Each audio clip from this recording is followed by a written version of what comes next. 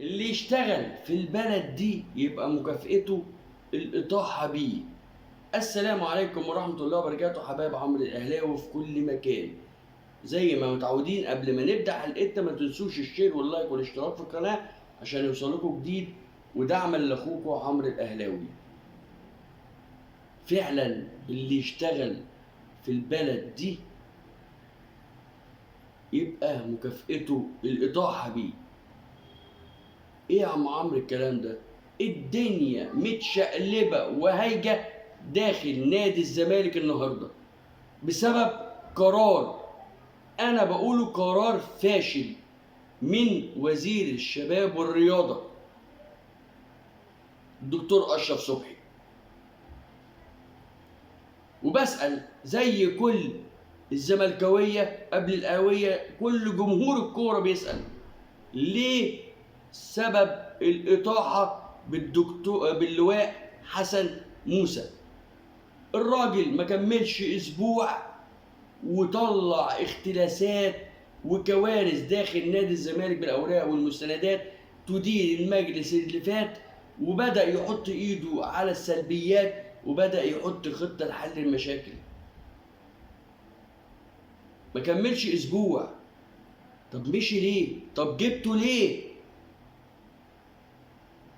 انا بسأل برضو، انا اهلاوي اهو مش زملكاوي، وبسأل عشان الناس الزملكاوية اللي زعلانة على تعيين الدكتور البراني، زعلانين انه تعينوا. هندخل في الموضوع ده تاني، انه اهلاوي ومش اهلاوي، الدنيا مظاهرات داخل نادي الزمالك دلوقتي. فوالله الاهلاوية قبل الزملكاوية بيسألوا، كل الناس بتسأل سبب مشيان اللواء حسن موسى ايه؟ انا شايف من وجهه نظري ان الراجل كان شغال واسبوع ده ما لحقش. طب جبته ليه؟ يعني ما لحقش يعمل حاجه. كل موضوع اللي عمال يدور على المشاكل داخل نادي الزمالك وطلع لك مستندات واوراق تدين النادي، تدين المسؤولين اللي فاتوا، مجلس الاداره السابق. وانت يا سياده الوزير انت راجل دوله مسؤول عن الاموال اللي ضايعه دي، لان دي اموال الدوله.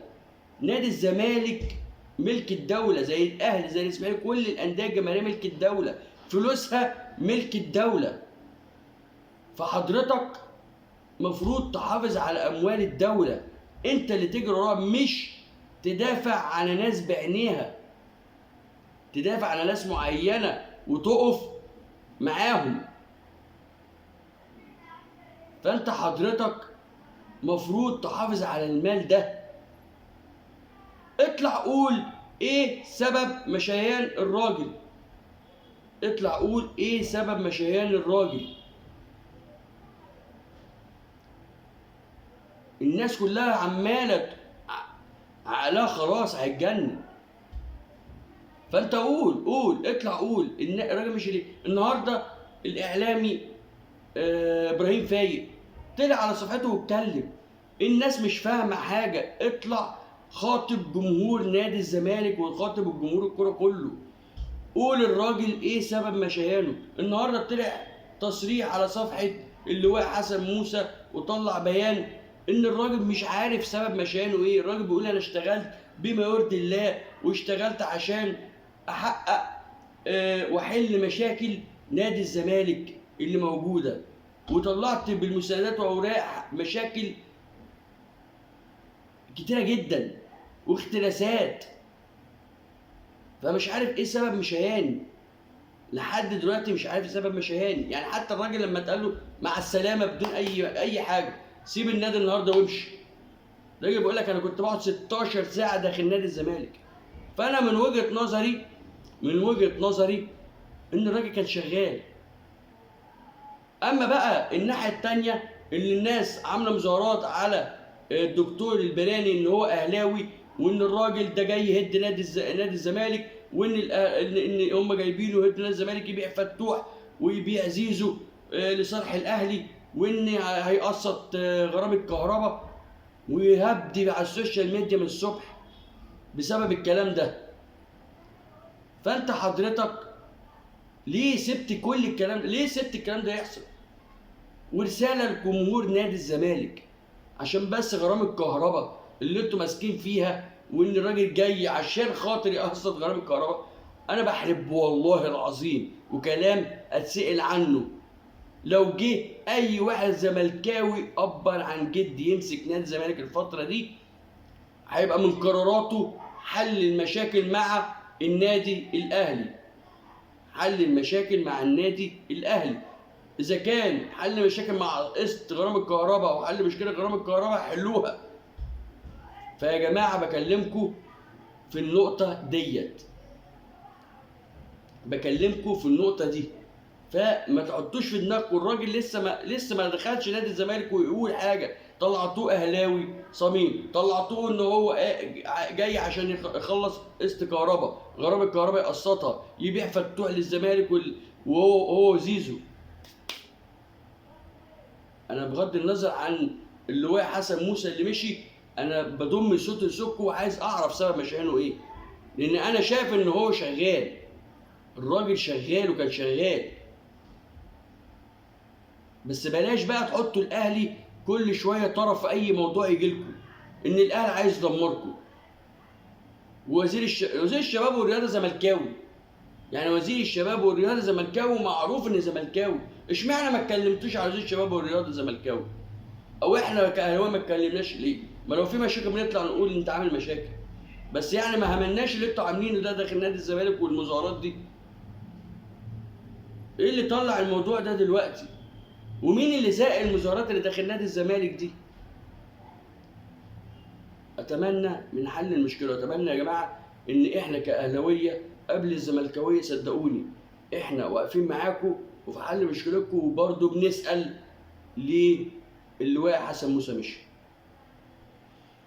الموضوع الثاني اللي بعد كده هنتكلم عن النادي الاهلي. الاهلي النهارده طار الى النمسا، وبدا اول تمرين النهارده ليه في النمسا، والمعسكره بدأ من النهارده وهينتهي ان شاء الله يوم 6. اللعيبه كلها موجوده في المعسكر حتى المصابين.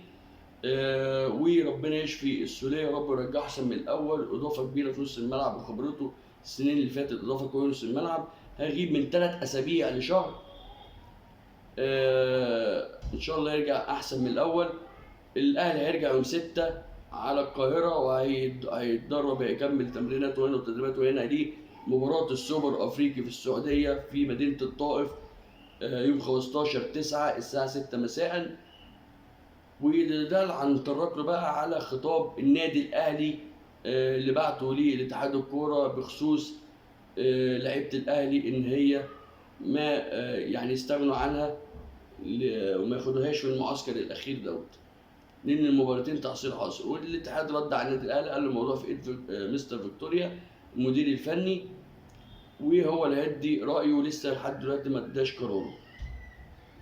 وارجو من جمهور الزمالك خليكوا على الحياد، مالكوش دعوه. القصه كلها يقول ليه عمالين طالعين، ليه المنتخب يسيب اللعيبه للاهلي والمنتخب اهم من الاهلي والكلام ده كله.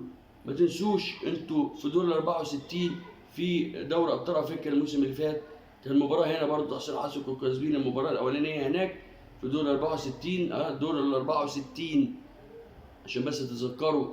وسحبتوا لعيبه المنتخب مستر فيكتوريا، خرجوا لكم المعسكر، كان قبل المباراه بيوم لعبوا معاكم المباراه اللي هي تحصيل حاصل في دور 64 على الارض، على ارضكم هنا وسط جماهيركم، وكسبتوها.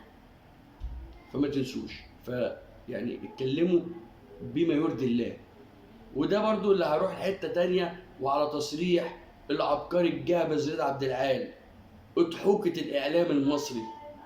لما النهارده طلع رضا عبد العال في تصريح مع اسلام صادق في البرنامج مع اسلام صادق، وبيتكلم عفوا، بس اعرفكم تضارب في ثانيه كده، دي تضارب القرارين مع بعض او تصريحاته مع بعض.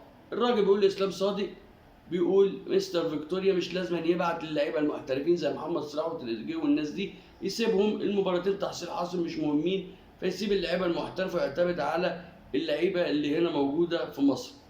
فرد عليه اسلام صادق بيقول له يعني كده لعيبه الاهلي عنده حق في ان هو ما بعتش لعيبته للمنتخب للمباراتين فعلا تحصيل حاصل. قال لا، لعيبه الاهلي المنتخب اهم من النادي الاهلي.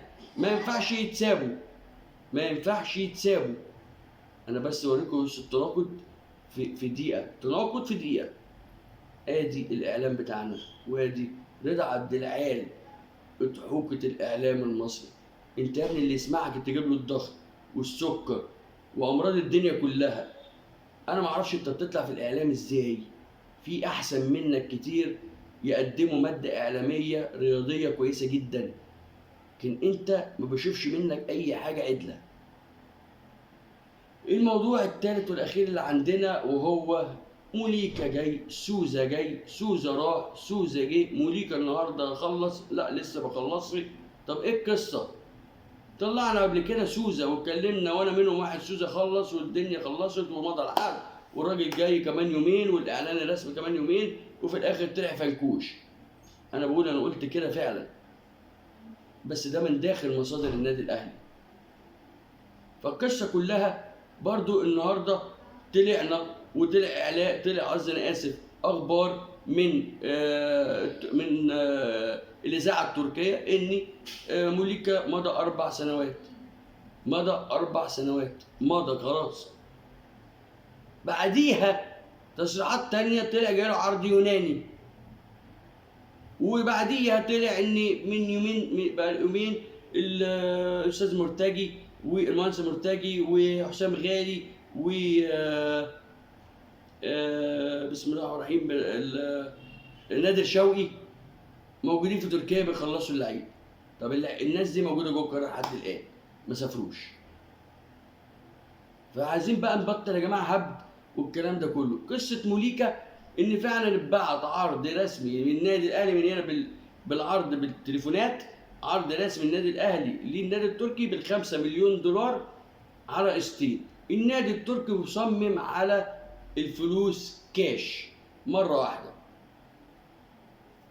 قصه موليكا ان كان جاله عرض قطري من فتره قريبه من اسبوع لاسبوعين، وموليكا نفسه رفض العرض ده، كان عرض قوي جدا ورفض. قال لهم انتوا رفضتوا عرض الاهلي، ان هو عايز يلعب في الاهلي، رفضتوا عرض الاهلي فانا مش هروح في عرض القطري وقاعد معاكم. طب النهارده جاله عرض يوناني قوي جدا، عشان بس الناس اللي تقول اللي هو خلص موليكا خلص. الاهلي داخل في الصفقه بشكل قوي جدا، ان هم ما يدوهمش المره دي غير موليكا. سوزا خلاص خرج بره السباق المهاجمين الفتره دي على الاقل، خلاص خرج. فاضل موليكا، لان اختيار مستر كولر موليكا وسوزا، فهو ده الخيار اللي فاضل مع اداره النادي الاهلي. طب لو الموضوع فركش، انا بقول لكم على مسؤوليتي الشخصيه مفيش مهاجم، لان داخل في فكره داخل اداره مجلس اداره النادي الاهلي وان يقنعوا مستر كولر بتاجيل المهاجم لشهر يناير اللي جاي. وطبعا مستر كولر رافض الفكره ديت نهائي، ان عايز مهاجم ضروري يلعب بيه السوبر الافريقي ويلعب بيه كاس العالم للانديه. فالفكره مش هينفع تطلع على مستر كولر. فالنادي الاهلي داخل بقوه جدا في انهاء صفقه موليكا، بس خلص وانتهى رسمي لسه انا مش هقول حاجه رسميه الا لما الاقي الحاجه رسميه ومضى على عقود فعلا. لحد الان ما وقعش، عشان الناس اللي تهدم الصبح ان هو موليكا خلص وخلاص جاي، وبكره ده بيقول حددوا كمان ان بكره الثلاث الاعلان الرسمي. مفيش الكلام ده يا جماعه، وموليكا لسه ما خلصش، ونسيب بقى الدنيا دي شويه لحد ما المهاجم يتعلن رسمي احسن، بدل من الهبد صفحات السوشيال ميديا وكل واحد يطلع يقول قراره ويقول كلامه، في الاخر الجمهور بيزعل مننا اللي بيسمعنا او بيقرا لنا حاجات على الصفحات بتاعتنا، بيزعل مننا وبيهاجمنا احنا، مع اننا الاخبار دي بناخدها من داخل النادي الاهلي. فكفايه كده عشان الجمهور زي من موضوع المهاجم. يا رب اكون وفقكم باخبار مهمه، ولو عجبتكم الحلقه ما تنسوش اللايك الجميل بتاعكم، واشوفكم في حلقه جديده مع اخبار جديده مع عمرو الاهلاوي.